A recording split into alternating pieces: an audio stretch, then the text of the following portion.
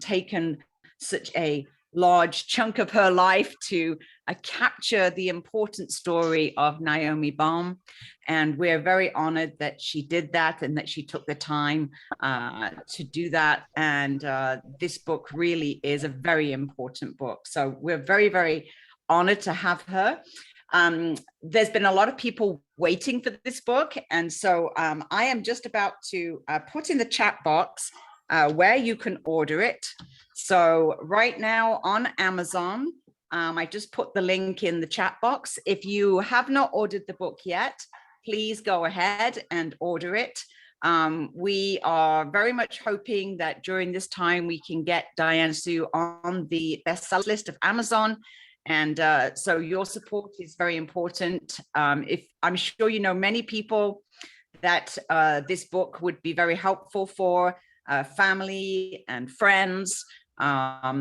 It would be wonderful if you could gift books as well as buy books for yourself. So the link is in the chat, and I will keep posting it so that you all know where you can easily find the book and click. If you can do that while you're on this call, that's even better, because we can start monitoring the ranking, and then we can actually see how Diane Sue's doing in terms of the ranking. So we also ask you to please share this to your networks. This will be recorded. It is being recorded already. And so after this finishes, the recording will be available that you can share with all your friends and family and your networks. Tell them about the book, invite them to listen to the recording, and include the link to Amazon so everybody else can see where you can purchase the book as well. So one thing I would like to say, Diane Sue has very generously said that all the proceeds from the sale of the book today will go to Save the Children. And this is a very generous offer that Diane Sue's made.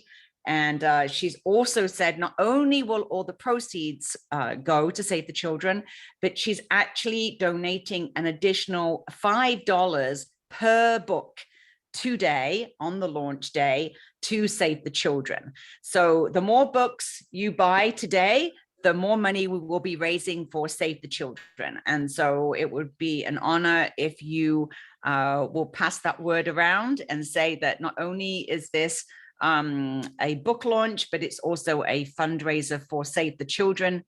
All proceeds going to Save the Children, and also $5 per book being donated by Diane Sue. So that's wonderful. It's lovely to see everybody. Thank you so much for so many friends and family of Naomi Baum to be here. It's wonderful to see everybody. We've also got former students, we have colleagues, childhood friends, we've got friends from Humanity Rising and Saging International, many people here. So I am going to pass you over to Diane Sue. I know that she's eager to talk to everybody and to welcome everybody and talk a little bit more about the fundraising that she's also doing today. So Diane Sue. Well, hello. It is so just wonderful to have the support, to have you here, to honor the book, and most importantly, to honor Noemi, who I know many of you knew. Also looking at this group, I know many of you never knew. And so we're going to have a combination. Oh, and I just spotted, we have Noemi's newest great-grandchild here today. So delightful. About a month old, Miriam Bond, at least is on my screen. And oh, it's the first time I've seen her, and she is just beautiful. So beautiful.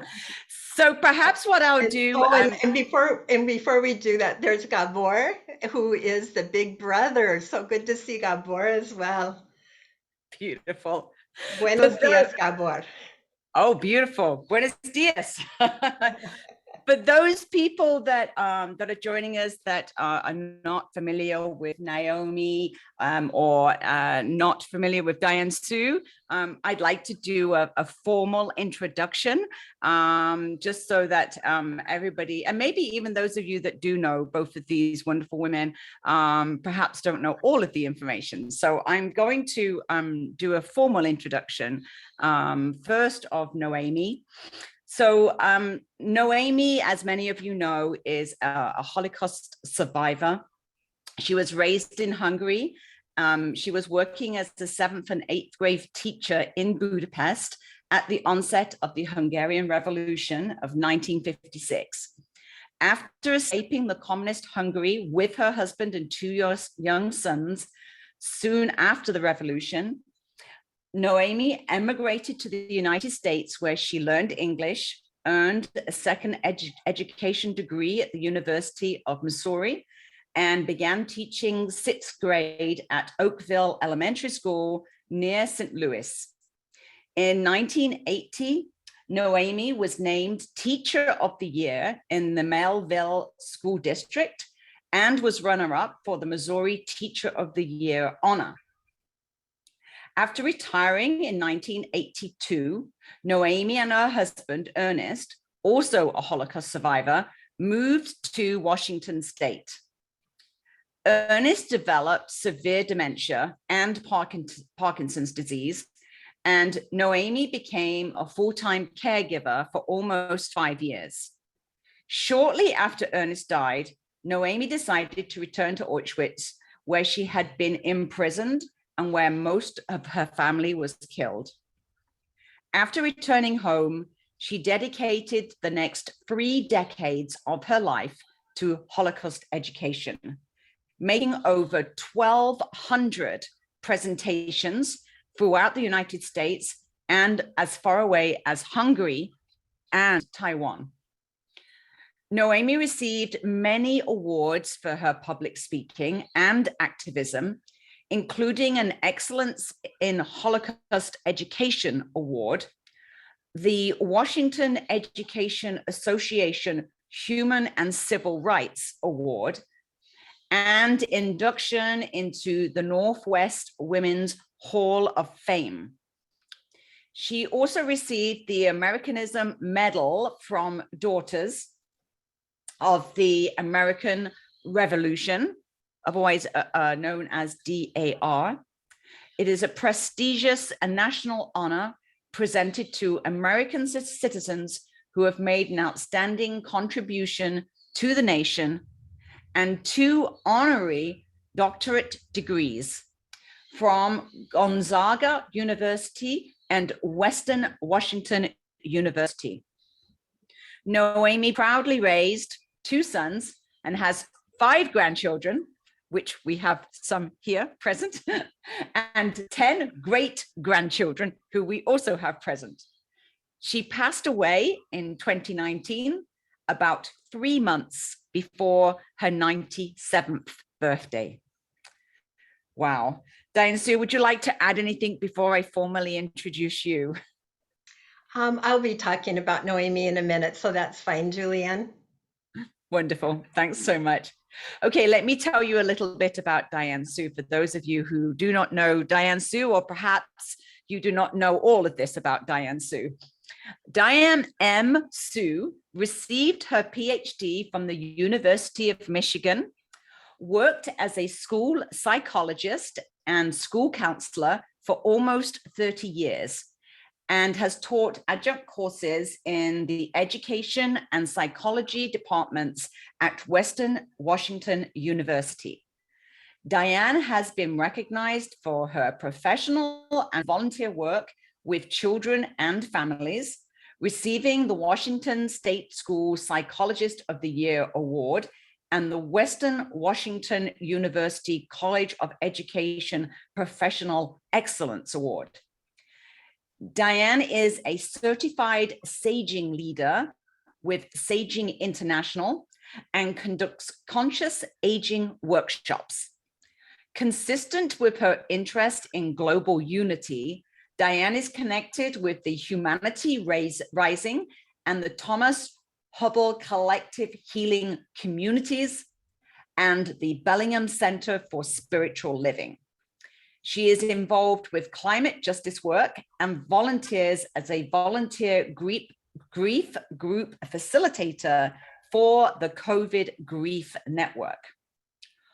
Although remarkable resilience, the life and legacy of Noami Baum, Beyond the Holocaust, is Diana's first book in this genre, Diana has also co-authored multiple psychology textbooks.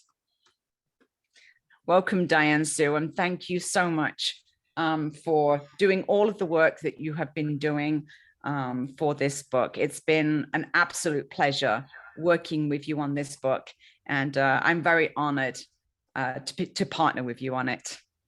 Welcome. Thank you, Julie. I very much appreciate that. And again, appreciate all of you that are showing up today for this honoring of Noemi, who was a dear friend to many of us, a family member to many of you, and hopefully will be an inspiration to all of you as you have a chance to learn about her and get to know her. She was an absolutely amazing woman. So the plan this morning is we're hoping that this will be about 90 minutes, but recognize that we may go over to up to 2 hours. That's our hope, that we will be no longer than that. We're going to have a chance to learn a little bit more about Noemi. We're going to have a chance to hear from some of her family members and from some of her close friends. And if we invited all of her close friends, we would be here for hours. So we had to limit it to not all of those close friends. We're going to have a short video of Noemi speaking, part of a compilation that was done by one of our speakers today, Marla Bronstein, and I'll let you know where it's available because many of you may want to watch it at another time. And then we'll have a chance for some questions and comments at the end.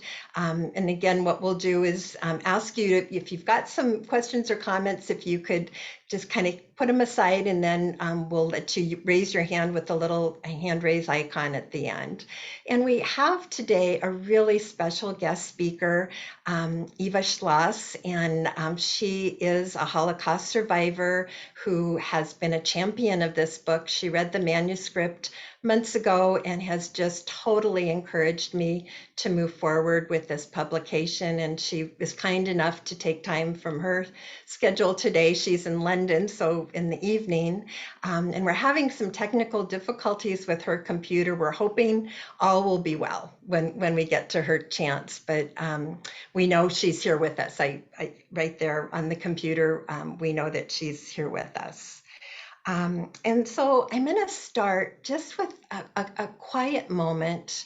I'm going to share a video, and this is going to be where Kyle and Julie, and Kyle, by the way, is my wonderful friend who has been kind enough to help with tech support today. And so he is helping with the recording and helping with all the things in the background. Usually he and I partner and do it together, but today my focus is on communicating with you. So we're going to pause our recording. I'm going to share a video of a beautiful song. And as we listen to the song, it is in English and with some Yiddish. I would like you, please, I invite you to think of all survivors of the Holocaust, all those who are lost in the Holocaust, all those who have been affected in future generations from the Holocaust, and equally to think about those affected by wars going on currently across the globe, and also again, those of us that have had family that have been engaged in war and the trauma that brings. And as you're listening to this, I would also love you to envision a world with peace, a world without war, knowing that is, possible. So with that, I will share my video here.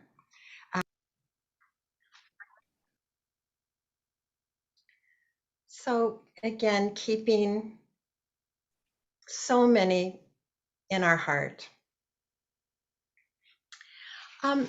Many of you may wonder, especially people that don't know me or my story, how I ended up writing a book about a Holocaust survivor. So I want to tell you a little bit. Noemi and I had been friends for almost 25 years when one morning I literally woke up and thought, I need to write this book. And it wasn't a matter of thinking about it for weeks. It was literally a matter of waking up one morning and knowing that's what I was going to do. Just it was with certainty. And so I called her up and asked if I could come over and walk down the hill to her house, and said, I would love the opportunity to write your story. And Noemi had had other people say that to her. During our friendship, I know of at least two other people that started to write her story. And in fact, the year before this came up, we had worked there was a filmmaker who was going to make a film of her story and integrate history. And Noemi and I had worked on an outline. We worked for 2 full days making a detailed outline. And when I said this to Noemi, I could tell she knew I meant it. And she sat in her chair and she started blowing me kisses. She was just, I can't tell you how delighted she was. Literally blowing many, many kisses. And just, it was a few weeks before her 96th birthday. And so she said, oh, what a wonderful birthday present. Couldn't have a better birthday present. And that was the beginning of this project. Immediately, I talked to her about if we made a book and if there were proceeds from the book. I knew her previous, she had written a youth book related to her story of the Holocaust, and I knew those proceeds were going to Holocaust education.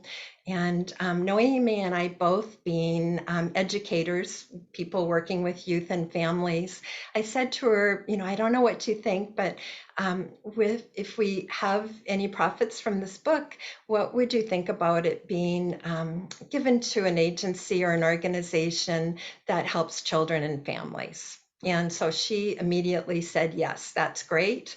And off we went. Her big question was, how soon can we start? She pulled out her calendar. Noemi at 96 had a calendar full of events. And so we got me written into the calendar, and we worked 3 or 4 days a week. Week after week, she was just so invested in the project. I would arrive at her house and she would tell me what was on her mind. She asked me not to do any recording. She said she wanted it to be just like normal, where I would come and sit and visit. And she did give me permission, thank goodness, to take notes, because there's no way I could have remembered everything. So she talked and I scribbled, and I went home and I dictated the notes into a document, kind of preserving her first person voice as much as I could. And we did that week after week. And I would write chapters and bring them to Noemi. And Noemi would either give me an okay on the whole chapter, or she would underline a word here or there. And then we would talk more. Sometimes it was expanding the story, sometimes was clarification for me. And we got almost to the end of the book. Again, because of her diligence in working, I think literally any little time on her calendar, she wanted to make sure we were working on it. And then in May of 2019, she did become suddenly very ill, and that was the end of our ability to work together on the book. She was in the hospital for several weeks, and I was fortunate to spend a lot of that time with her, and her question always was, are you still working on the book? And I told her I was, and I did. And then after losing her, of course, there was, a quiet time. It was not a time to be working, but more a time for reflection. And after her celebration of life, her family joined me, her sons, who you're going to meet in a minute, and a number of her grandchildren, and friends came forward, and we all worked together to pull this together. And again, it's really been a team effort, and I have much, much appreciation. Number one, for the band family. Steve and George have just been wonderful, answering questions when I felt stuck with something, going back, to their recollections, because part of the story, of course, is about them. And because we really wanted, Noemi and I, the book not to just focus on the Holocaust experience, which of course was from, a major experience in her life. But knowing Noemi like I did, I had said to her, and she agreed, that there's so much to you beyond the Holocaust. They, just there are so many stories. And again, I was privileged to hear so many of them. Noemi and I actually used to walk sometimes 4 or 5 days a week. When I first got to know her, was right after her husband had passed. And I would walk, about a mile down to her house, and we would take at least a mile loop walking. And so, as you can imagine, most of our conversation was on a wide variety of topics.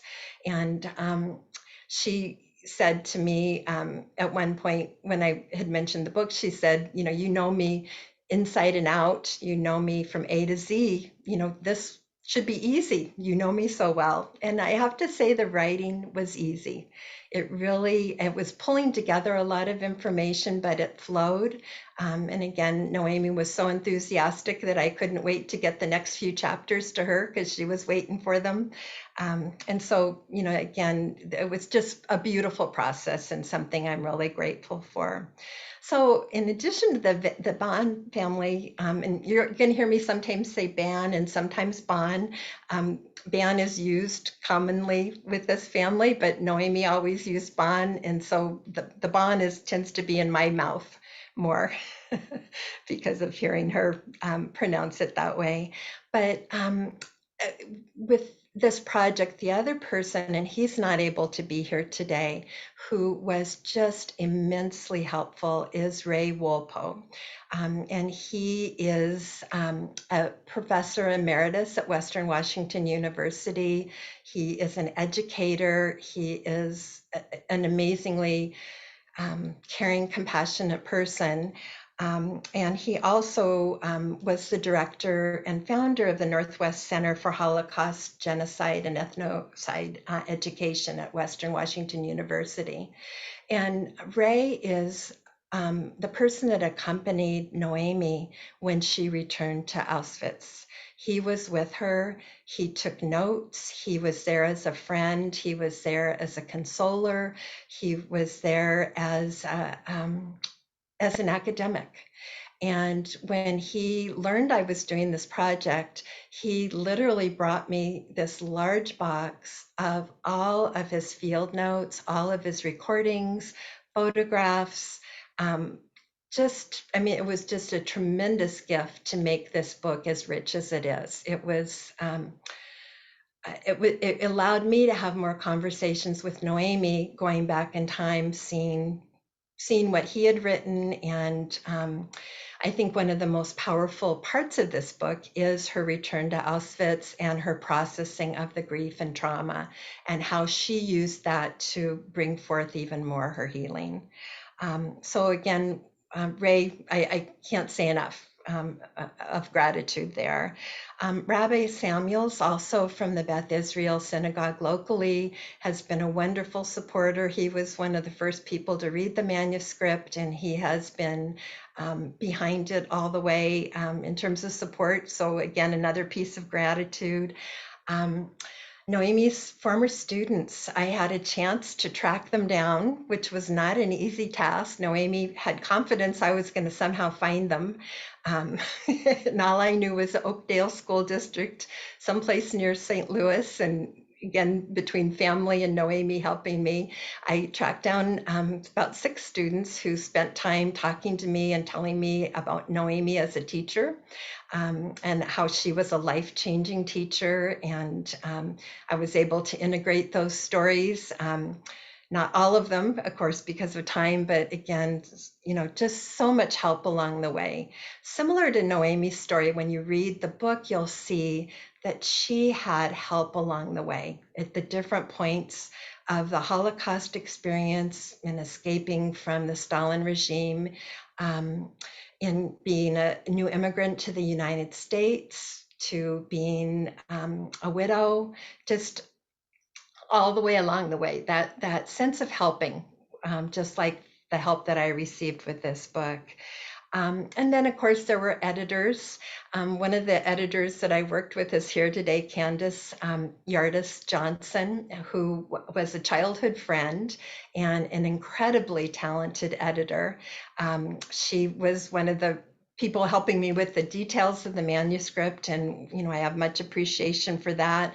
And the people through Influence Publishing, we've had some wonderful proofreaders and typesetters, Tara and Lee.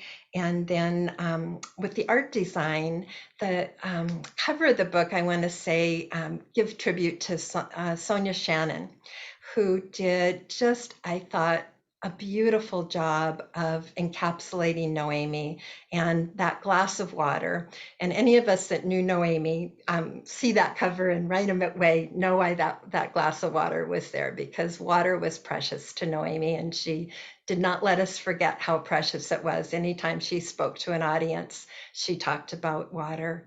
And also the tablecloth and just the whole visual imagery. I had no idea what the cover might look like, and Sonia did a beautiful job with that artwork. Also, I wanted to give a call out to the beta readers, the people that read through the manuscript from the very beginning. A number of you that are in the call today, again, your feedback was very helpful. Sarah Gillen from Vermont, a good friend, she had the hard job of, I was told that manuscript was a little over 100,000 words, and I was told it needed to get down to about 70,000 words, which was painful. That's not easy when you put your heart into work and you have to make it shorter. And so Sarah was my slash and burn specialist, and she would return a manuscript and I would see everything kind of marked out on the manuscript, and it hurt so much. Eventually she was giving me the manuscripts back without that marked out part, so I could just see it with it just there, without those words missing and those parts missing. But the good news, with all of the parts that I took out of the book, they are all available on my website. I have a newly launched website called livingwithresilience.com. And it hurt so much to take out some of those chapters, especially because they were based on Noemi's father's diary at the moment that he was searching for his family, when he was able to escape from slave labor, and he poured his heart into that journal. Some of that is still in the book, thank goodness, but I wasn't able to keep all of it in there. And then also her father wrote beautiful inserts into a journal about his World War I experiences. He was a prisoner of war for 6 years in Siberia, and he wrote about it so eloquently, and the people that helped him along the way. He definitely faced bigotry and hatred, in part because of his nationality, in part because of being Jewish. But there were people that stood up and were kind and compassionate, just like you'll see with Noemi's story. So again, that was a hard part of this project, was getting rid of some of that, but it's still available and definitely will. And then I want to thank all of you that encouraged me with the project. Eva, and if I were to name the whole list of encouragers, it would go on forever. But I want to also include my husband, David, who has read the manuscript 5 times. And each time he gets so excited about it, he wants to talk more about the story. He has totally enjoyed the book, as I believe a lot of you will. So I was going to do a brief reading from the book, and I was just trying to think of, what should I tell you about? Definitely it's about the Holocaust, but it's also about Noemi's courage and commitment and persistence when she realized she needed to help her sons and her husband and herself escape from the Soviet regime. After the Hungarian Revolution of 1956, she was determined. She did not give up. And all of those stories are there in the book, so I could read from that. I could read from her experiences as a new immigrant coming to the United States and going through that process, and the people that helped her and the challenges she faced.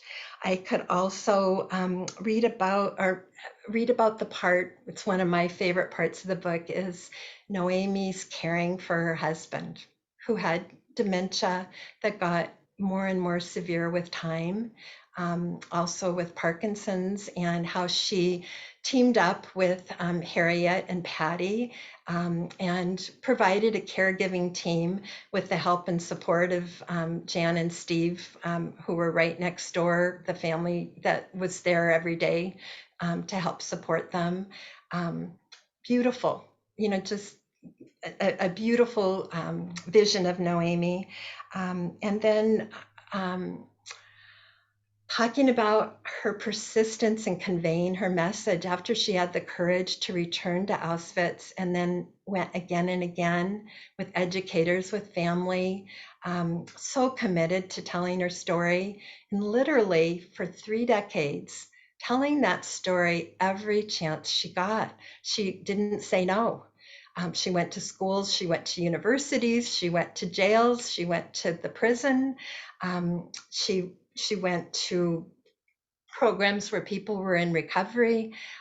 She literally, until the week that she went into the hospital, she continued. The week she went into the hospital, she had 3 speaking engagements. One first thing on a Monday morning, and then again on a Tuesday morning, she traveled to a local school district. 2 days later, traveled an hour and a half away to another school. She did what she loved until she could no longer do that. And that is something to be admired, how she approached her aging, how she approached finding meaning in her life and just didn't give up. So in so many ways, she is just a tremendous role model for us all. So I would like to show you a couple pictures for those of you that don't know Noemi. I would like to do a screen share with my PowerPoint. And this is our beloved Noemi. As a child, some of you that are her students recognize the picture beneath that childhood picture of Mrs. Ban, the teacher in Missouri, who was beloved by so many students. And then, of course, the photograph on the right, Noemi receiving one of the important honors that was part of her life celebration. And this is one of my favorite pictures. This was taken by Anthony Wynn, who I see in the audience today. Anthony is down in Portland, and Noemi went to visit there several times and was speaking to audiences that he brought together. And this is a picture of Multnomah Falls and Noemi, who did not like to pose for photos. I think she was just so happy. I believe this was just captured in the moment of joy. And I remember her coming back from those trips and being so excited and, talking all about it and how wonderful it was to be talking to people in Oregon. And then this beautiful photo from Noemi's 90th birthday party. And here are 2 of her adorable grandchildren, who, of course, are young ladies now, 10 years from this photograph, because Noemi would have been 100 this year. So again, just want to share those beautiful photos with you. And with that, this is a wonderful opportunity to invite Noemi's oldest son, my good friend, and again, wonderful supporter on this project, Steve.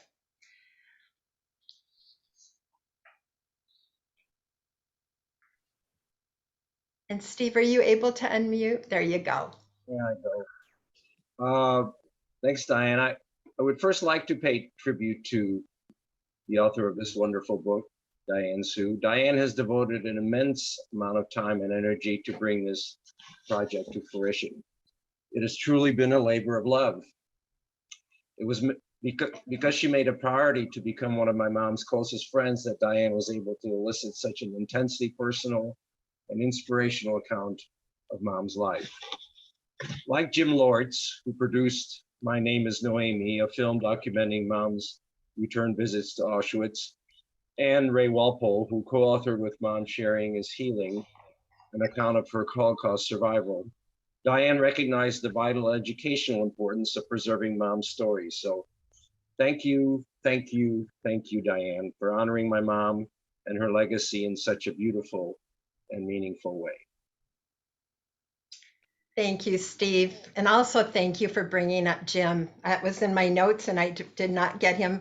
Jim was a professor also at Western Washington University, and he was a very close friend of Noemi, who accompanied her on multiple trips. He was there when she received the Americanism Award in Washington, D.C.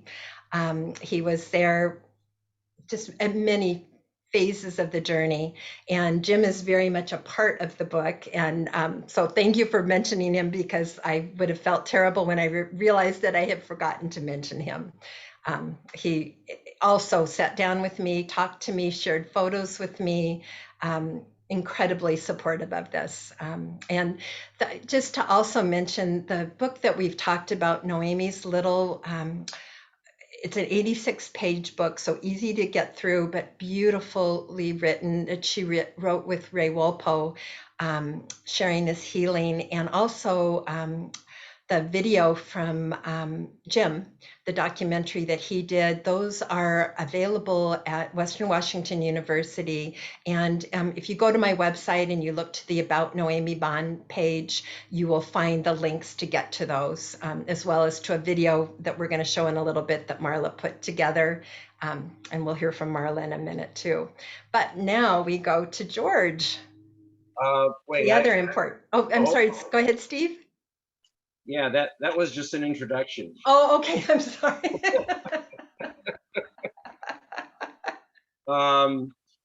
So Diane asked me to make some personal observations, actually, of my mom related to her life after the Holocaust.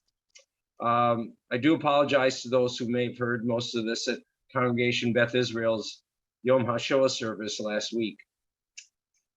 New York Times columnist David Brooks recently wrote a piece titled, "Some People Turn Suffering into Wisdom," which caught my eye as I thought about this book and my mom's life. In the column, points out that most people initially assume that the world, at least their own part of the world, is benevolent, that life is controllable, and that we are basically good people who deserve good things. However, experiencing suffering and loss can, quote, blast that to smithereens, unquote. We are rudely awakened to the fact that life is not all happiness and joy, that there is evil and heartbreak in the world. We can either allow that feeling to overwhelm us and significantly damage the rest of our lives, or we can use the trauma as a motivator to heal ourselves by speaking out against that evil and teaching others that despite the evil, life is precious and there is much goodness in the world. This is what Viktor Frankl, a Holocaust survivor and Austrian neurologist, called an attitude of tragic optimism. My mom's life prior to World War II was indeed filled with kindness and love. Her parents were caring and involved, taught her the value of education, and provided for all her needs. She took piano lessons, had good friends, and a younger sister to boss around, so life was good. Then came the Holocaust. Her idyllic life abruptly came crashing down as the Nazis invaded her native Hungary, living in a ghetto, losing her beloved piano, being transported with her family to Auschwitz by cattle car, seeing her mother, grandmother, sister, and baby brother sent off to the gas chambers, and against all odds, surviving starvation, hard labor, and torture at Auschwitz, being rescued and physically healed by the Americans, and returning to Hungary for a bittersweet reunion with her father. So how did my mom deal with all this suffering and loss? Well, she definitely did not let it ruin the rest of her life. You have all heard of the saying, if you're stuck with a lemon, make lemonade. Well, I have always thought of my mom's response to that trauma as her making the world's biggest and most delicious pitcher of lemonade out of the world's biggest and ugliest lemon. I first witnessed Mom's amazing strength of character when I was 9 years old in 1956, when the Hungarian Revolution broke out. The revolution was an attempt by the Hungarian people to overthrow the communist government that had been imposed on them by the Soviet Union at the end of World War II. Although my parents hated life under communist oppression, they were actually worried and scared that the revolution would succeed. For you see, many of the participants in the revolution were the same fascists and ex-Nazis who just 12 years earlier had been responsible for murdering my parents' families during the Holocaust. Anti-Semitic graffiti started appearing on apartment buildings, including ours, such as Itzig nem viszünk Auschwitzig, which translates to Jew, we won't take you to Auschwitz, by which they meant Jews, we won't bother transferring you to Auschwitz this time. We'll kill you right here in Hungary. Well, when my mom saw that, she realized that no matter how the revolution turned out, she had to get herself and her family out of Hungary as soon as possible. However, my dad, being very practical, resisted leaving. He and Mom both had good jobs as teachers in Budapest. Even if the family could escape Hungary without being caught, how would he support his family in another country where he didn't know the language or have teaching credentials? Here's where Mom's tragic optimism kicked in. She felt sure that we could escape and find our way to America. So she gave my dad an ultimatum. She told him, the boys and I are leaving whether you come with us or not. Now you have to really understand what a courageous act this was on Mom's part. Eastern European families are extremely paternalistic. The father is essentially the family dictator and makes all the important decisions with no opposition allowed. Also, my parents' marriage was very loving and close, so leaving my dad would have been very difficult for Mom. But her Holocaust trauma had given her the strength to stand up to my dad and risk losing him. Even with all of its current problems, I am forever grateful to Mom for giving me the chance to live the rest of my life in this country. By the way, my dad did wind up accompanying us on our journey. Once in the United States, my family settled in St. Louis, and after learning English and getting their American teaching credentials, my parents resumed their teaching careers, Dad teaching high school math, and Mom teaching 6th grade. As with everything else in life, Mom was a dedicated, tireless teacher. She basically adopted the students in her class each year and taught them much more than the 3 R's of reading, writing, and arithmetic. As an example, here's an excerpt from a recent email from one of her former students who, and listen to this, Hank, who is now the CEO of my second favorite baseball team, the St. Louis Cardinals. Quote, Mrs. Ban was such an inspirational and compassionate teacher. Although we were just 6th graders and only heard a fraction of what she experienced, her story has stayed with many of us. As children, we couldn't fully comprehend and appreciate everything she went through, but at least for me, her example and influence has always played a role in my desire to be kind to others and to be compassionate and supportive to marginalized communities, unquote. When my parents retired, they moved to Bellingham, and at my dad's urging, my mom began her next career, speaking about her Holocaust experience to any and all groups who invited her. She also returned to Auschwitz numerous times, both to honor the relatives she lost there, but also to celebrate her triumph over evil. She returned a free woman who, despite the Nazis' attempt to sterilize her, could return with her 2 sons and granddaughters. For the last 3 decades of her life, she shared her story with tens of thousands of students and community members throughout Whatcom County, Washington State, the Pacific Northwest, the United States, and beyond as far away as Taiwan.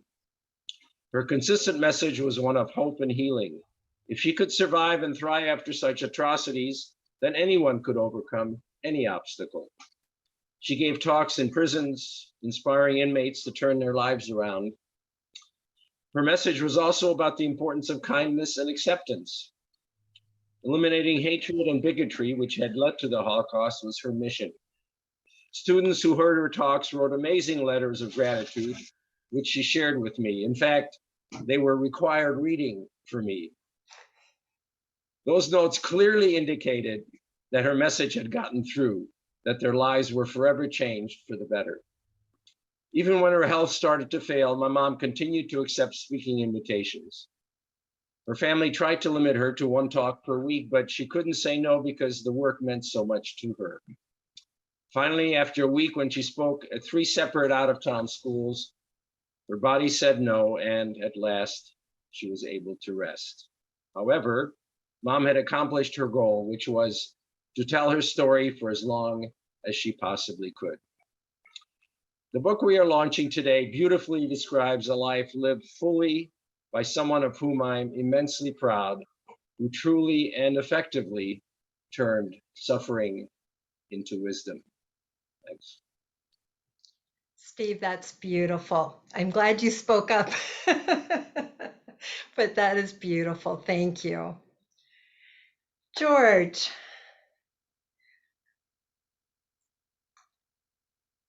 And George, you're muted. Okay, I am There you go. unmuted. I am George Van, the second brother of my older brother, Steve. And it is with great pride that I participate in this launch, and also to have read the book and to have the opportunity to convey this to all my friends and other family members. First of all, as we all said, Diane Sue, fantastic job. Thank you for all your hard work. And you have been patient. Sometimes I didn't answer as quickly as I should, but I did answer, and I did value all your hard work. I'm not going to go into the detail that my older brother did, because you've heard it already. But to me, what I thought about was the word that the book is, resilience. Perfect. That was my mother. Why? She had to have a motivation for that resilience.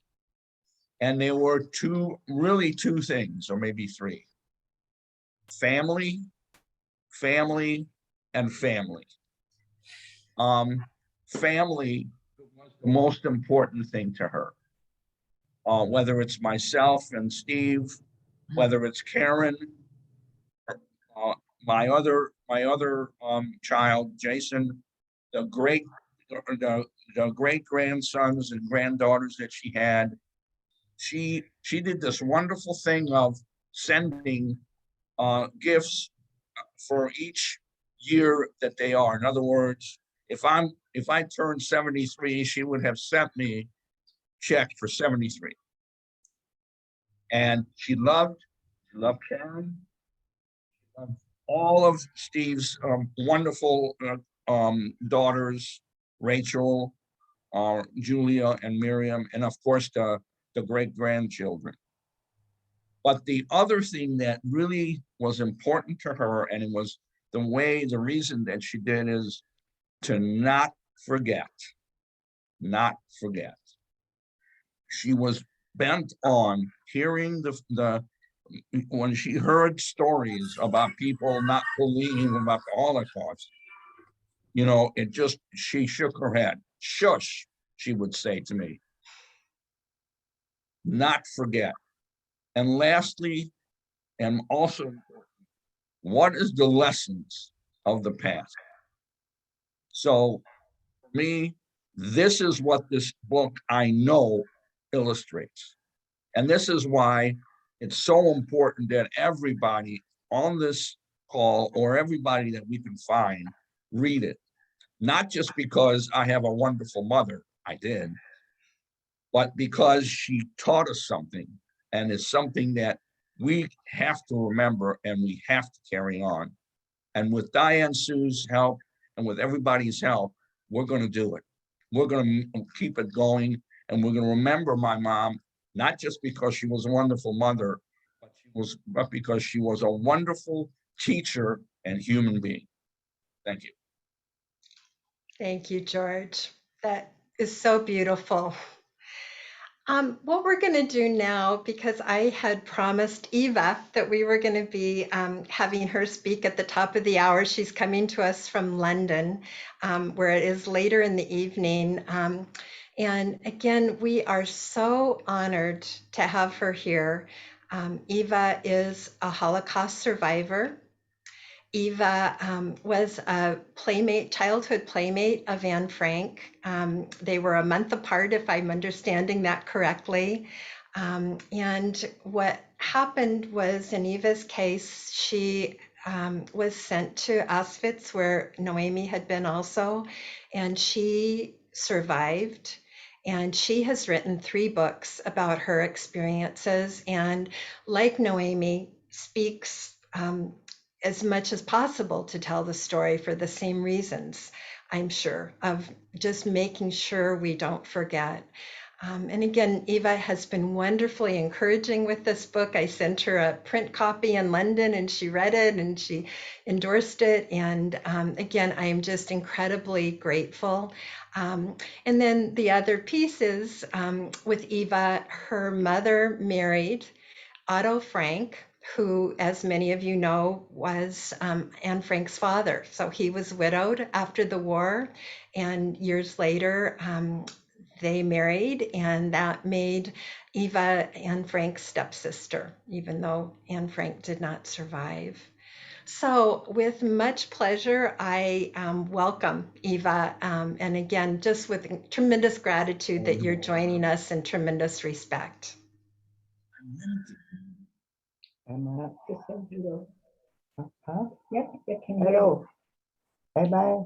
Can you see me? Yes, we can see you and hear you, Eva. Oh, good. Yes. Oh, good. I'm glad. Thank you. Well, till now, I must say it was very, very moving. I learned a lot about how this book came to being. And I must say, a few years ago, when I got the request to read the book and perhaps help with the publication, I was fascinated because I'm Austrian, was born in Vienna, and for us, Hungary was a neighboring country. We very, very often went for a treat to Hungary to hear the gypsy music or to have a nice goulash. Or there is a wonderful lake in the middle of the city where you can walk across. So I knew quite a bit about Hungary. But when I read the book, I was shocked about the attitude of the Hungarian towards the Jewish people. I had never expected that, because when we were there, people knew we were Jewish, we were always treated with respect. But how they treated Naomi and her family and all the other Jewish people from this country was just atrocious.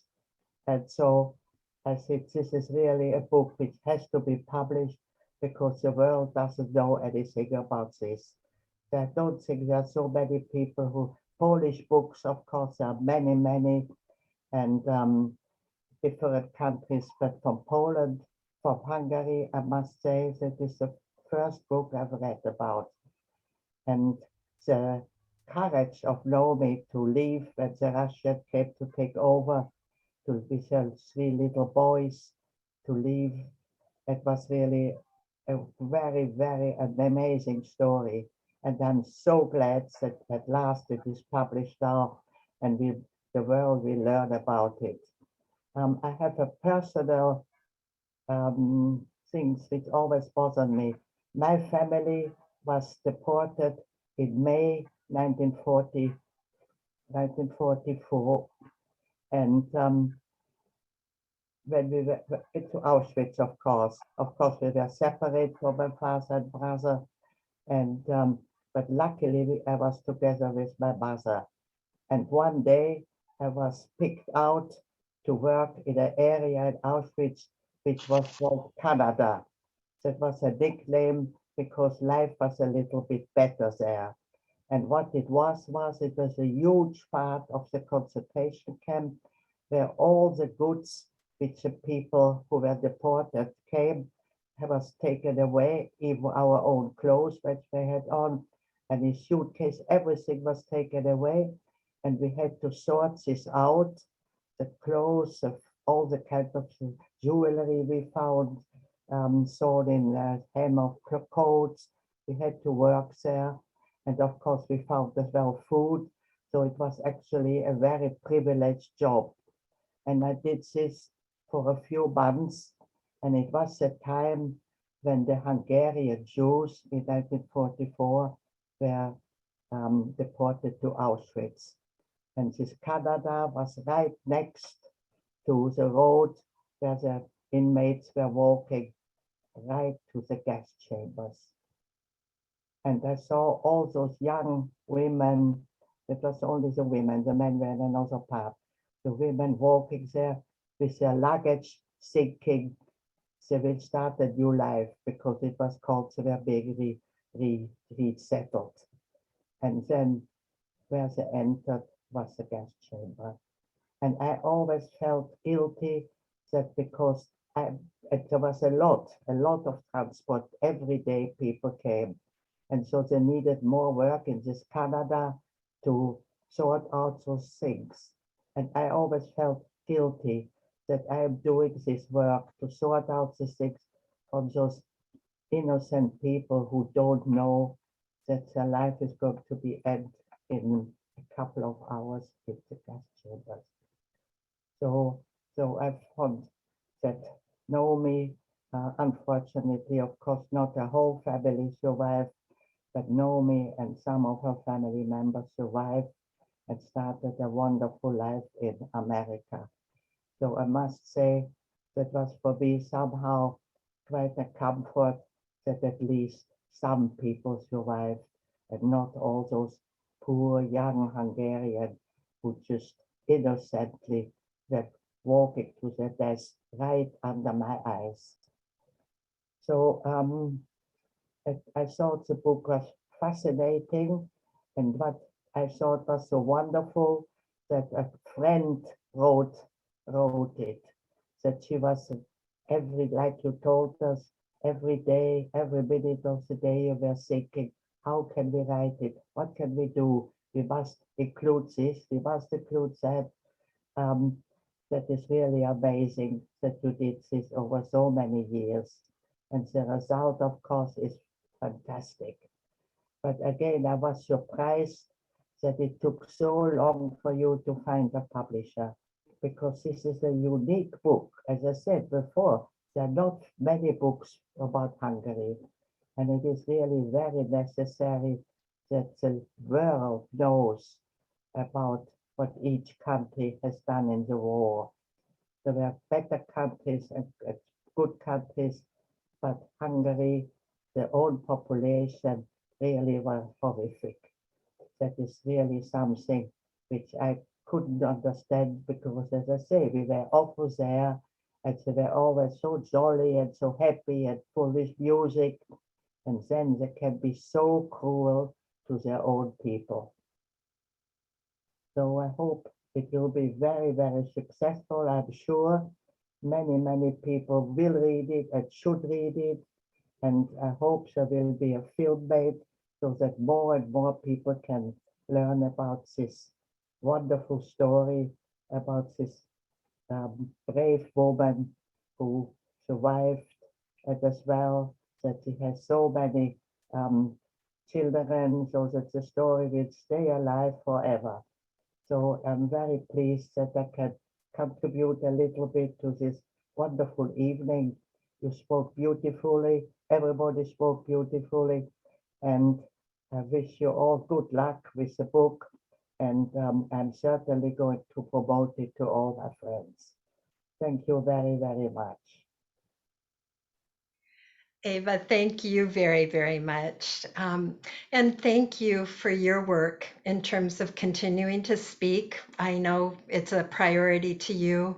And thank you for that. And then also, I know you have a birthday coming up on May 11th, and wish you early happy birthday. When I looked at your birthday, Noemi's little sister, Erzsébet, it looks like she was 2 years younger than you were at the time, and it made a difference that you were one that was selected for work and Erzsébet was not. She was sent to the gas chambers. But I saw somebody say in the comments when you were saying how it was hard to be at Canada and watch what was happening. Somebody's comment was that you were meant to be alive so that you could tell the story, and you do. Thank you. Thank you very much. Thank you. And now I'd like to introduce one of the grandchildren we've been talking about. We have two that are speaking, although I know Miriam is here with her little one, and Karen I see also. I recognize Karen. So we've got it that I can see 4 grandchildren, and there may be more that I don't see. But we're going to go ahead and have Rachel Van Teft give us a few words about her grandma, and then we'll move on to Julia, her sister. Go ahead, Rachel. Hi, everyone. Diane, thank you so much for writing this book. It's been wonderful to communicate with you and just talk about grandma. And I just really appreciate all the work that you've done. It's such a gift to our family and to everyone that loved her, and to the world, really. And Eva, thank you so much for your words. It was an honor to meet you a couple of years ago in Montana, and I'm so grateful that you're here with us for the book launch. It's hard to know where to begin to describe Grandma's impact on my life. Her strong sense of optimism and hope has always inspired me to push through life's inevitable challenges. If she survived the atrocity of the Holocaust, then I certainly can get through anything because survival's in my DNA, after all. In 1999, I took a special trip to Auschwitz and Hungary with Grandma and my dad. This turned out to be one of the most meaningful experiences of my life, as you might expect. And in her book, Sharing is Healing, this is what she writes of this visit. Hitler wanted to kill all the Jews. He didn't want us to have children or grandchildren. Almost all our family was killed. I was supposed to die, but I survived. Here I stand with my son and his daughter. Life continues. This is a victory over hatred and death. So you see, the simple fact that I'm alive at all and exist at all is thanks to my grandma's strength and resilience. Quite a big impact, I'd say. Grandma taught me not to take anything for granted, to especially appreciate every delicious glass of cold, clean water. After the 2016 election, she said to me, "Be thankful we live in a country where we can vote and we are free." She reminded me that she'd lived through worse and survived. Her strength has given me strength during difficult times. Grandma was instrumental in ensuring that the Holocaust not be forgotten. Each year, she shared her experiences with thousands of students. She went beyond speaking about the tragedy of the past and translated the sorrow of the loss of her family into action. She was a passionate advocate for civil rights, diversity, and social justice. It is my duty as her granddaughter, and our duty as human beings, to honor her legacy and keep teaching about the Holocaust so that it never happens again. Through this new book, we learn more about her philosophy of life and her mission to teach about the Holocaust. Her story, and the many others like it, must be told and retold for generations to come. Her message of love and acceptance, of tolerance and compassion, inspires us to appreciate and love life. It is through this appreciation that we find the strength to make positive change in the world. Thank you so much for being here. And thank you, Rachel. Beautiful, beautiful. And Julia. Okay. Hi, I'm Julia. Thank you, Diane, so much for writing her story and doing this book launch. So my beloved grandma, Noemi, was my heroine and mentor. She was always in my life and will continue to be in spirit and memories. I will always love and miss her. I got my determination and resilience from her. The book is very important in carrying forward her messages because we need to teach future generations and make sure it doesn't happen again. Thank you. And thank you, Julia. And next we're going to go to close friends. And Hank Levine is going to be the first of the close friends to tell us a little bit about Noemi and her impact. Thanks, Diane. I will be brief, but I want to say a few words about just one particular interaction that I had with Noemi and how it impacted me. I knew Noemi for the last 40 years of her life. Met her shortly after she moved to Bellingham to be with Steve and his family. And it seemed that pretty early on, Noemi liked me because at one point she described me as her third son, although then she got to know me. Didn't hear much about that after that. But one thing she knew is that one of my hobbies is that I'm a genealogist. And in 2004, I decided to make a roots trip back to see the shtetl in Poland where my mom was born. And it coincided with Noemi, Steve, and Miriam visiting Budapest and then Auschwitz, which unfortunately for my family was pretty close to my mom's shtetl. And so we traveled back there and we met in Budapest, and I met several members of Noemi's family, went on to my mom's shtetl, and then we met again in Krakow and traveled together to Auschwitz. Auschwitz was really terrible, but Birkenau, Auschwitz was a prison. Birkenau was a murder camp, and that's where Noemi spent time. And I had some feelings and experiences there that I had never had before and have never had since. I felt a sense of emotional devastation, which I expected to feel. But there was also a physical feeling I had that was very, very odd. I felt that with every step, I was trotting on the blood and the bones of my family. And even though I knew I could continue to walk, I felt that I could not put one foot in front of the other. There was a sense of paralysis, even though I was moving. And I felt like I might never get out, even though I knew, of course, that I could. And I turned to Noemi, who happened to be walking next to me at the time, and I said, Noemi, I don't understand how you can do this, how you can come back here. And she said, Hank, now I can come when I want, and I can leave when I want. And that statement had a profound effect on me.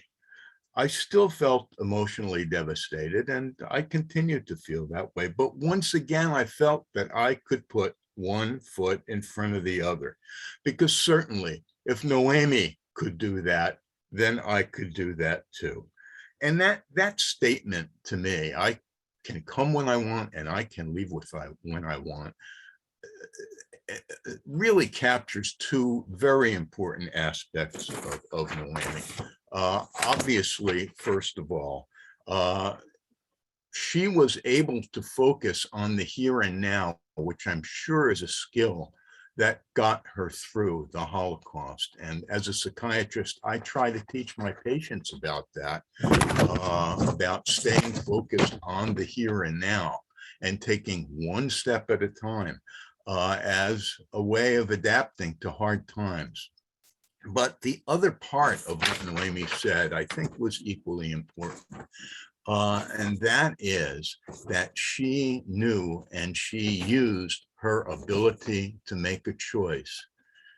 And she chose to reject the poisonous hatred that can consume so many victims of trauma and torture, and to do something to use that as a positive motivator.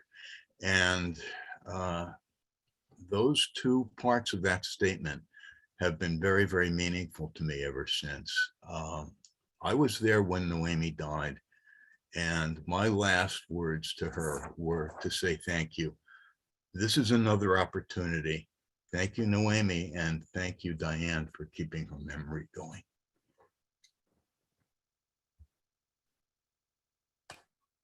Thank you, Hank. Probably take a minute to absorb that. The courage that Noemi had to go back, and I know she's not the only survivor that has returned. For every survivor that has had the courage to go back to Auschwitz-Birkenau and confront their memories, just tremendous respect, without a doubt. So let's go ahead and move on to another good friend, Karen Lerner. Karen, if you could unmute, then we can hear you. It looks like your video is off. Video. There Okay, you go. Good. sorry, I'm not the most tech savvy person in the world. Diane, thank you for including me in this as well. Noemi was such a dear person in my life, and I appreciate having the opportunity to share that with all of you. Throughout my adult life, I'd like to surround myself with people who I could learn from and who inspired me to be better, both personally and professionally. And Noemi was certainly one of those people. I was drawn to and very interested in getting to know Noemi, in part because of her wonderful son, Steve, who was our boy's pediatrician, but also because she was a well-known Holocaust survivor here in Bellingham. Excuse me. I had grown up in a Jewish community in Skokie, Illinois, where many survivors of the Holocaust lived, but their experiences were not discussed. I had seen the tattoos from the concentration camps on our neighbors and some of my friends' parents' arms. My grandparents came to the US from Hungary and Poland, but long before World War II. However, growing up, we heard many of the stories of the many relatives who were left behind in Europe, whom they mourned because they'd been killed by the Nazis. Noemi and I belonged to a neighborhood outdoor pool called Bayside Swim Club. Oops, sorry here. And that was a pool in her neighborhood. I was a member as well, and there were many other wonderful women. The pool had a dedicated noon hour for adult swim, and there were many of us who met there regularly. And Noemi was certainly one of those people. I was as well, and the whole group became so close that we started calling ourselves the Swimmin' Women. And our group was, we were more this type who exercised our jaws as much as our limbs, as Kathy Whitmer would say. We kept our heads out of the water so that we could talk the whole time going up and down the pool.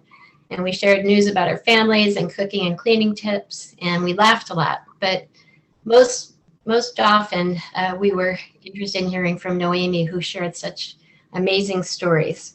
And what was so impressive about how she would tell these stories would be, we would all listen. We would all be just so intent on hearing what she had to say that nothing else mattered. And we could tell that the lifeguards were doing the same thing. They were listening. They were lifeguarding. They were doing their job, but they had to listen too. And some of her stories or most of her stories would end on a light note. One of them, she was talking about how she had been speaking at a prison, and one of the really large men who had been in the audience came up to her and said, "Aren't you afraid of us?" And Noemi looked at him and she said, "I faced the Nazis. Why would I be afraid of you?" And she just always had the right response to things. After the swim season would end, we'd still get together for lunches with the swimming women, and she would talk to us about all the different places she had spoken, including the prisons and the civic and religious groups. And it was so amazing that she could do so much and accomplish so much.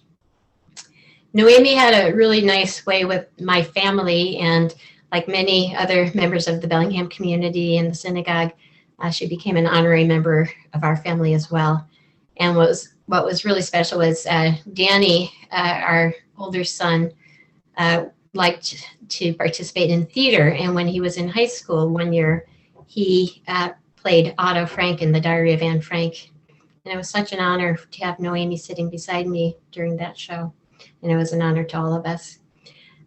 What we also remember about Noemi was that she participated as one of the dancing grannies in the Wutcracker, and that was probably something that Marla or Jim had arranged. Noemi was a very well-known and respected member of this community. One year when I took her out for lunch at a nice restaurant for her birthday, the server immediately showed his recognition of her and who she was and thanked her. He told her that he had heard her story. And then another server came over and also was doting on her.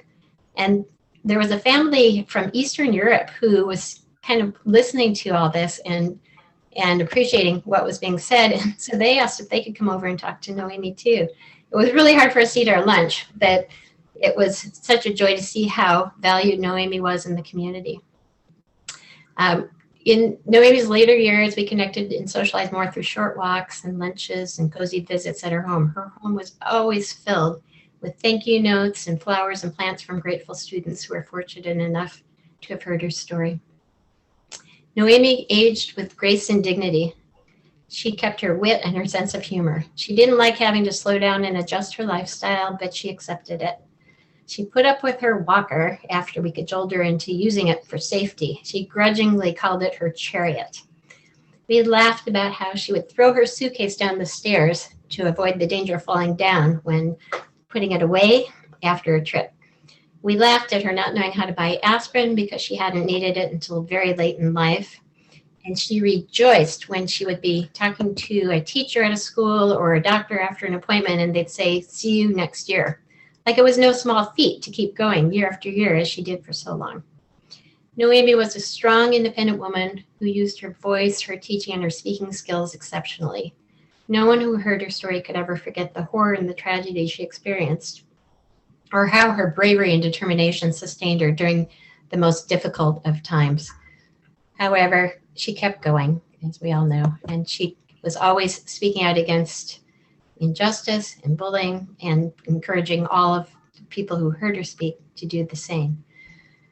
She also impressed us so much with her ability to appreciate life and just the small things, the small wonders like a glass of water, a swim at the pool, a walk, a visit or shared meal with friends and family.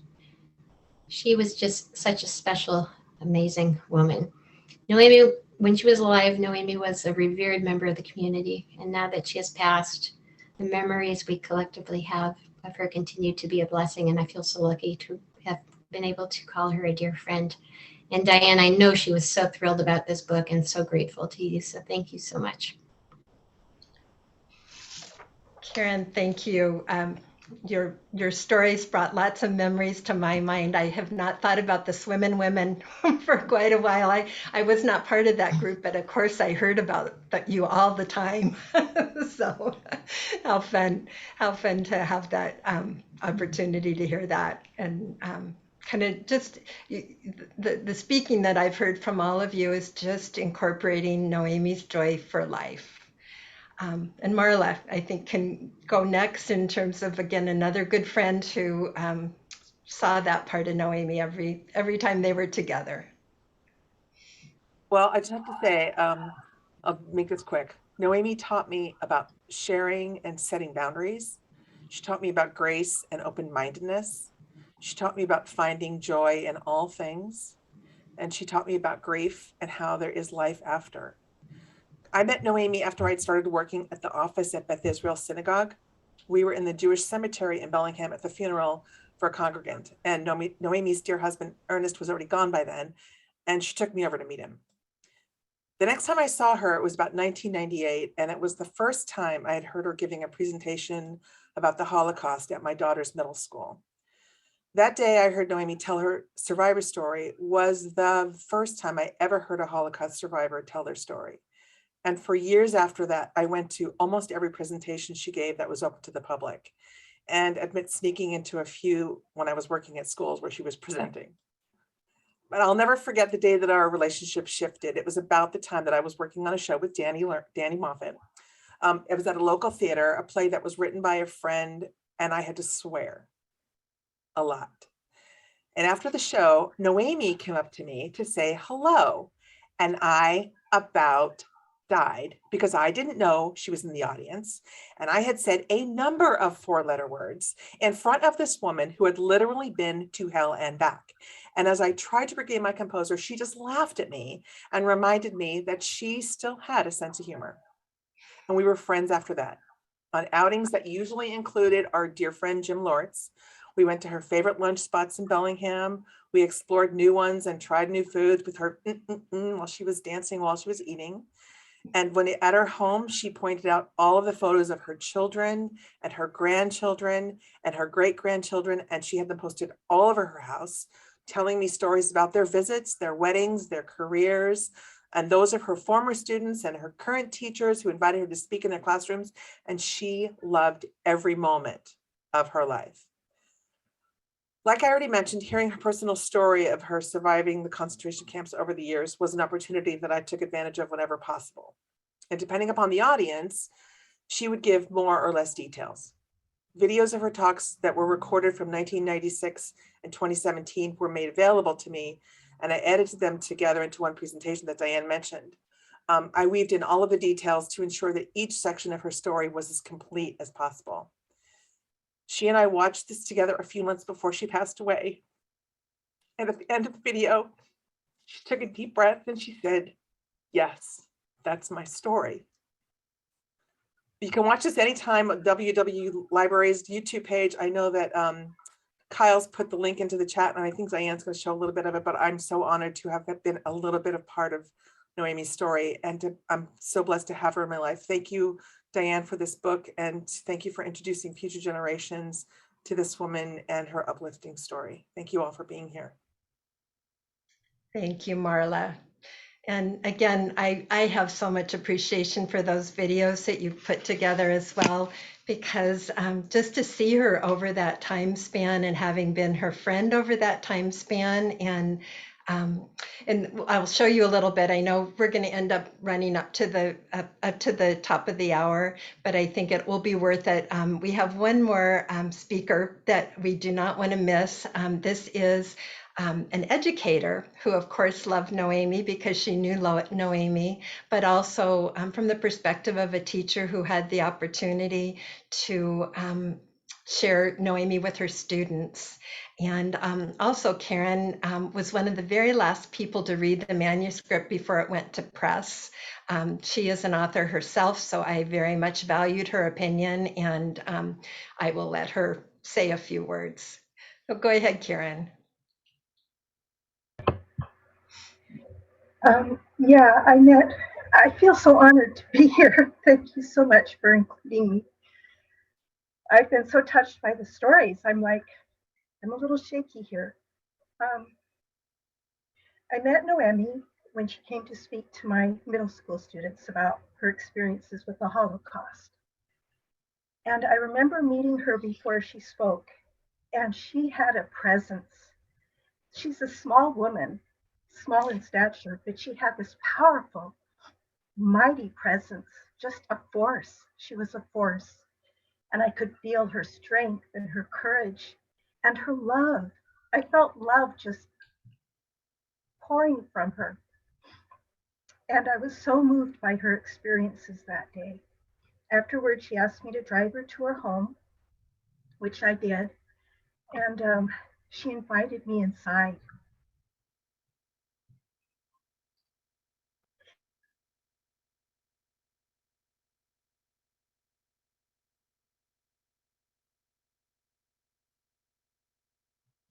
Looks like Karen may have frozen. Does that look like to you too? By her dad. from the rubble of their home after the war. And this was the only photo she had of her family. And I was so touched by this. And she talked about her sons and her daughters. She was so proud of her children. And she talked about what an amazing thing it was for her to have children, because she knew the Nazis didn't want her to have children. And so this was another way for her to protest, was to have her children. You sent me the manuscript for this book in January, and I didn't read it for a couple days. Once I started, Diane, I could not stop. I read until 2 in the morning, literally read until 2 in the morning. And by the time I got done, I was sobbing, just tears, because of I was so inspired by this book. It's so timely. It's so what our world needs right now. It's full of inspiration. It's full of hope. It's honest, and I'd known about Noemi's experiences during the Holocaust, but I hadn't known about her experiences afterwards. And she went through the courage she showed in escaping Hungary, Soviet Hungary. That story was like, and her sons were with her, and there was a bit in there about bayonets being shoved through hay bales, and her sons, it almost touched her son's nose. I don't know whether that was George or Steve, but I was just very moved by this book. And I'm an avid reader. So when I say this is one of the most beautiful, important books I've ever read, this is not hyperbole. This is genuine. Everyone should read this book. Thank you so much for bringing Noemi's story to us. I felt like she was talking to me, like she was with me, sharing her story as I read it. You captured her essence, you captured her voice. You did a wonderful job. Thank you so much, Diane. Thank you, Karen. That's what we hope, is this book is going to inspire people in so many ways. Just Noemi inspired people in so many ways. And because she's not with us physically, this is the way that we can move forward and continue to honor everything that she stood for. I'm going to just very briefly, I would like to show you my website, for the reason of this is how you can get more information. When I talked about some of it needing to be out of the book, this is where it is. And my website is livingwithresilience.com. And I just want to show you, just so you can easily find it. So if you come to the website, there are 2 ways to get to this information. One is going up to books, and then if we push on books, then that's one way. But we can also go down and see it right here and just go to learn more. And that brings us to the Noemi Bond page. Looks like Jeremiah just arrived, so let him in.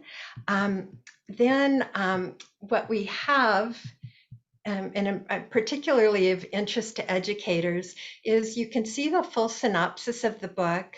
You can learn more about Noemi Bond, which is an extended biography of Noemi and some extra pictures. There is also discussion questions. And because there is so much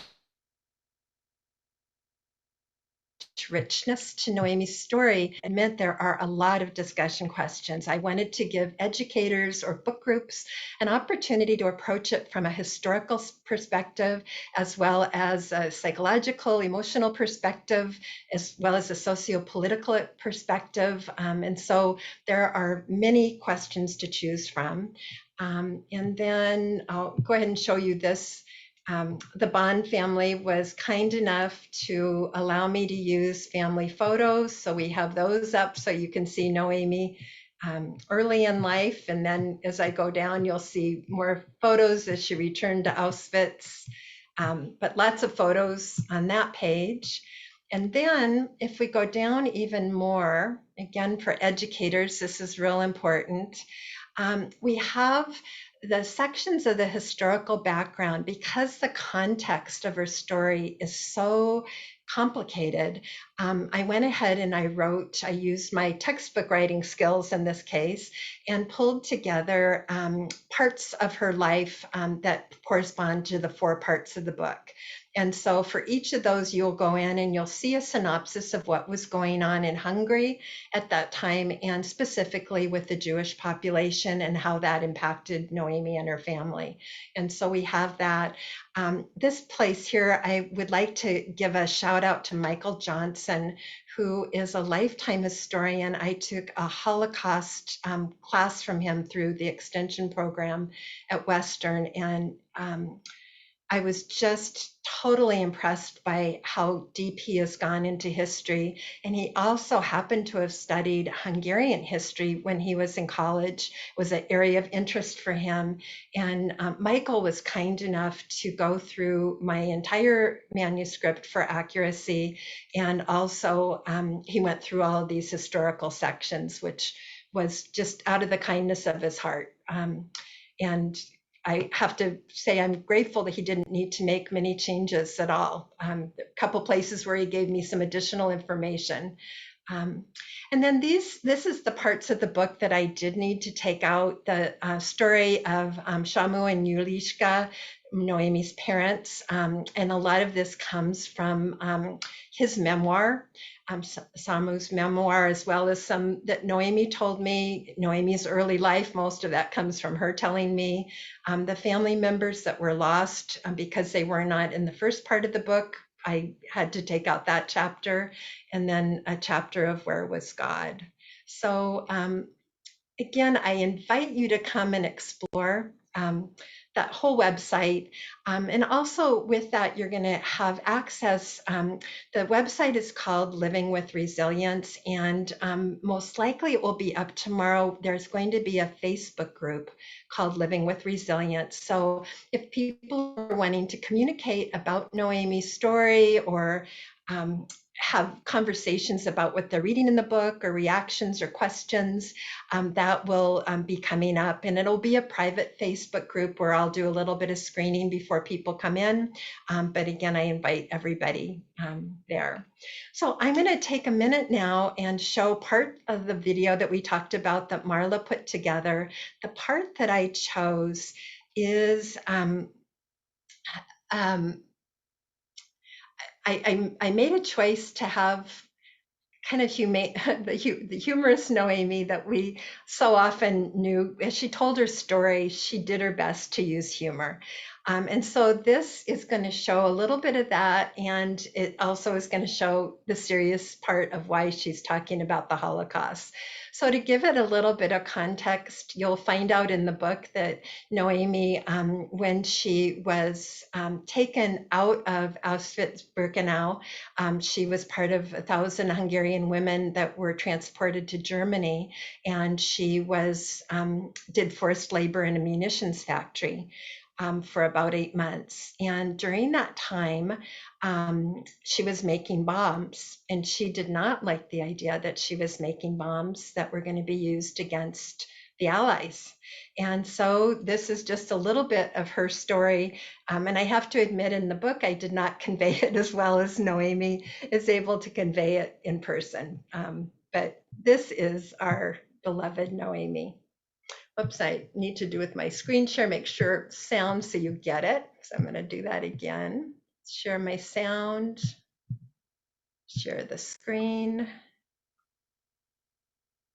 We will go on where Noemi talks about the question of why continue to talk about the Holocaust. And with that, I would like to just read a couple paragraphs from the book, and then we will give an opportunity for questions. And I know people will need to be leaving, but I know that the last portion of the book, in Noemi's voice, she talks about why it is so important to speak about the Holocaust. And you'll definitely see that when you are reading the book.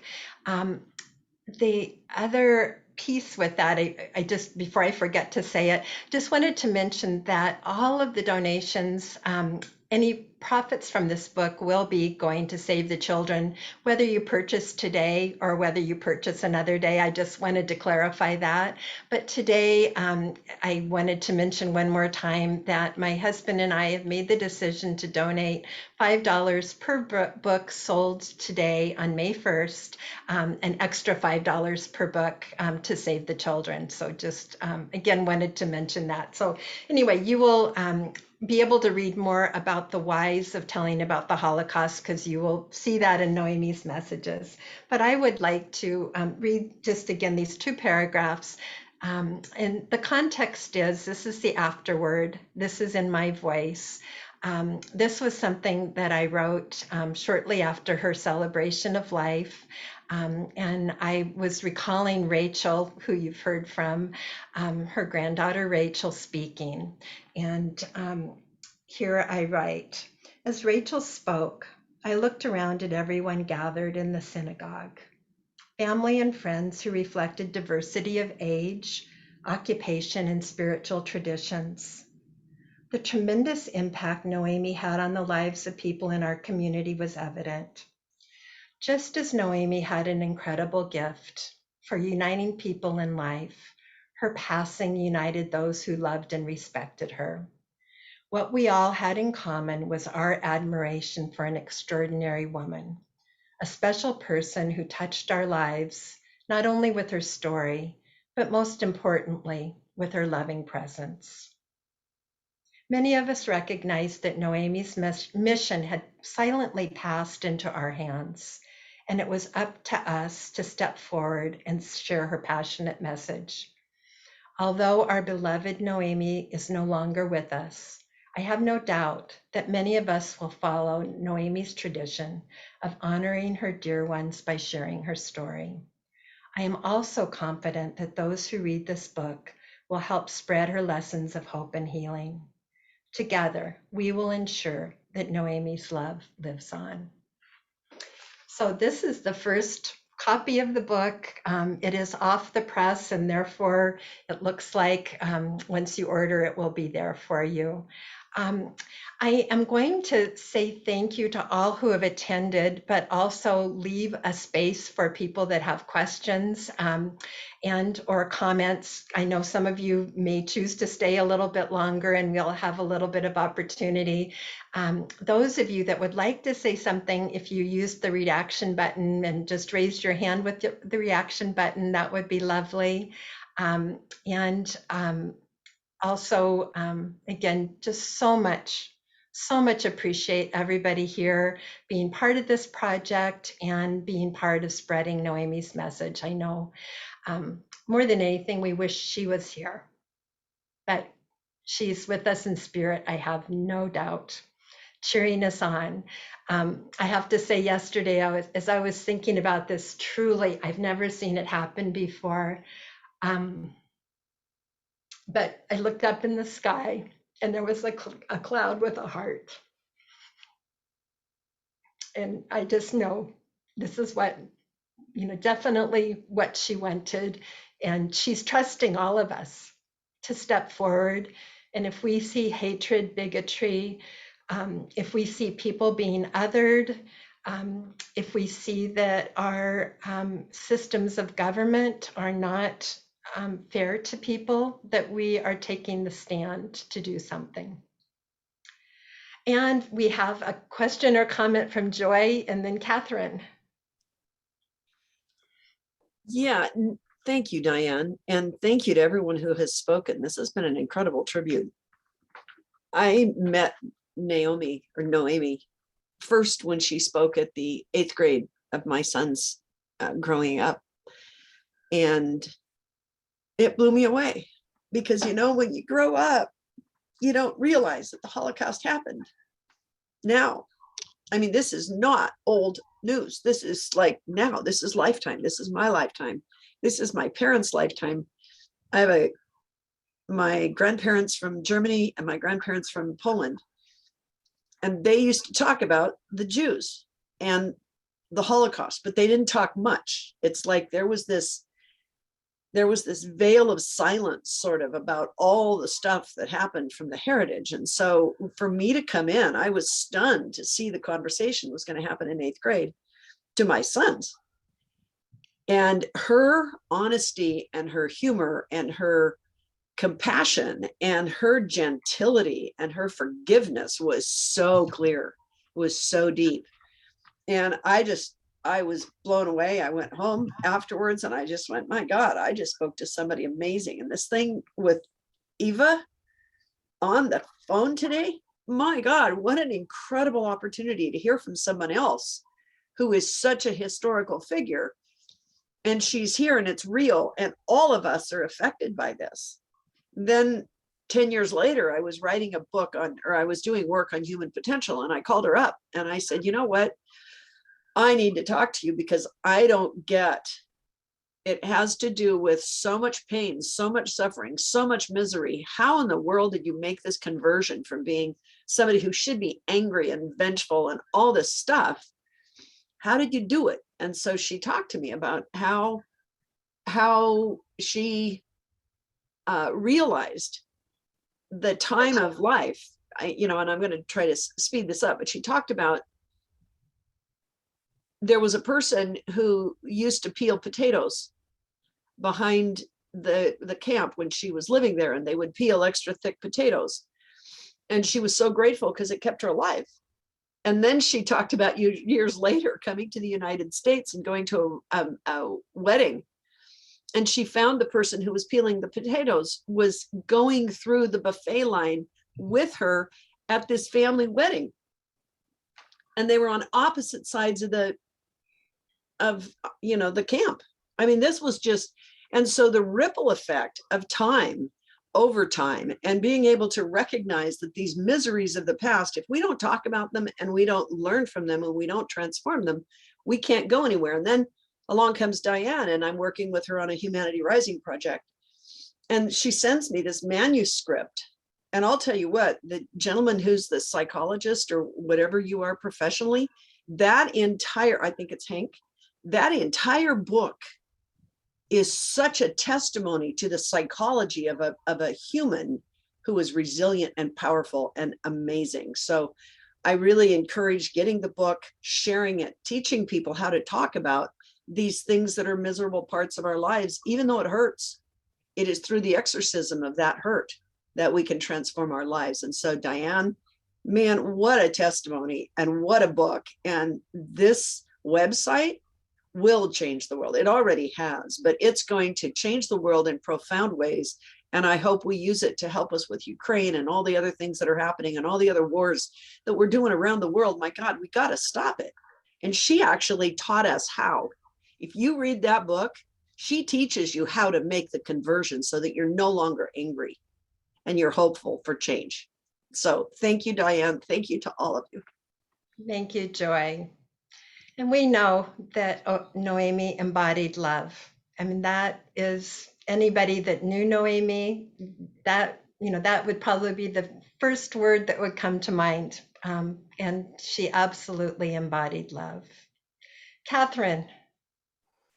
Well, all I want to say is thank you. I mean, this book is, it's about humanity. It's about, how the perfect word, resilience. But it's such a gift. It's beyond a book. This is bigger than the book. This is expansive love and humanity and resiliency, and reminding us about the power of love and the power of unity, the power of connection. We are, I think I speak for all of us here today, we are so, so grateful that you took this project on and did it with such tenderness and kindness and such feeling and compassion. It's you truly have given the world a beautiful gift. So many thanks, dear one, to everybody who helped you on this. Many, many thanks. Thank you very much, Catherine. And before I forget, that beautiful words, I don't want to forget to mention Patty and Harriet. They were also on my list when I forgot Jim Lortz. Patty and Harriet you will find in the book as very important people in Noemi's life as well. They helped care for Ernst when he was ill. And they were really close friends to Noemi and somebody that she loved and counted on. And again, as I was writing this, they took their time, they shared their photos, they sat with me and answered questions. And again, I don't want to leave you out. I'm sure I've left somebody else important out, so forgive me in advance. Again, it's hard to remember. There's just been so many people that have been part of this project that, we did it together. And again, tremendous gratitude. Julie, is there anything else you wanted to say? It's thank you so much, Diane Sue. It's been so incredible just listening to all the stories, have everybody share. It was so beautiful to hear the family talk and to hear Eva expressing. So very beautiful for everybody to join here. We are already in the top 50 on Amazon. I would love everybody to please pass the word this morning to order the book. The closer we can get to the top 10, then the closer we will know that more and more people will find out about this book because it will be highlighted on Amazon. It is also being supported by Village Books, and you can also get your copies there. So we thank Village Books very much for that as well. And just thank you, everybody. It's been an incredible day. It's been an incredible launch. So many people supporting. We've had over 150 people here this morning. And we will be posting the recording. So for those people that were not able to come live, they will be able to hear the recording probably in around about an hour. We'll post it on the event page, and Diane Sue will also be sharing it on her network. So thank you, everybody, for your support. Really appreciate it. And it's just been a really remarkable launch. Thank you so much, everybody. Thank you, Julie. And thank you again, Julie, for your team that made this possible. And again, just a reminder of livingwithresilience.com is the website where you'll find us. And then in a day or two, check out, again, Living with Resilience as a Facebook group, and would love to have you join in the conversation. So again, thank you all very much. A question, if you'd like to both address it, is the book, or will the book be available in audiobook format? Thank you for that question, Kyle. So the book, as we know, is currently on Amazon. It should be available for order in any bookstore anywhere in the world, and Amazon in many places in the world. And then, Julie, our plan is to have an ebook within a couple weeks. Is that correct? Yes, that's right. So the book right now is available worldwide, not just Amazon, but at all bookstores and book distributors and libraries. In a couple of weeks' time, we will also have the ebook available, and we will be letting everybody know about that when that is available. We will have a little event to launch that as well. Your question, Kyle, is about an audiobook. I would love Diane to come here down to Mexico, and we could record an audiobook for her down here, or we can look in the future for opportunities. It is a big job recording an audiobook, and I'm sure Diane and I will be talking about that as a possibility in the future. She's also got another book to write right now. And truly, I think for an audiobook, if any of you happen, just throw it out there. I think because the majority of the book is written in Noemi's voice, first person from Noemi. I wrote Ray wrote a foreword and I wrote an introduction and I wrote an afterword, but the vast majority of this book is being told in Noemi's voice. So ideally someone with a Hungarian accent, perhaps not quite as strong as Noemi's accent, but somebody with a Hungarian accent, I think would almost be essential, because I couldn't imagine the audiobook not having that piece of it. Because all of us that knew and loved Noemi knew that she still, definitely still had her accent, as you saw in the video. Yeah, thanks for that question, Kyle. So any other questions or comments before we say goodbye? Okay, just again, and for all of you that spoke from the family, for all of you that showed up today, for all of you that have helped one way or the other along the way. Just tremendous gratitude. Bye-bye. Thank you to everybody. Bye-bye. Thank you. Are you going to play more of that video? You had talked about playing some, or is it over? I wasn't going to play any more of it just because of time. Yes. Okay, good. but Thank you all. You have the link. You can watch it all today if you want to. Yes, lovely. Watch the link. Okay, I'm going to end the meeting now, everybody. Thanks so much. Bye-bye.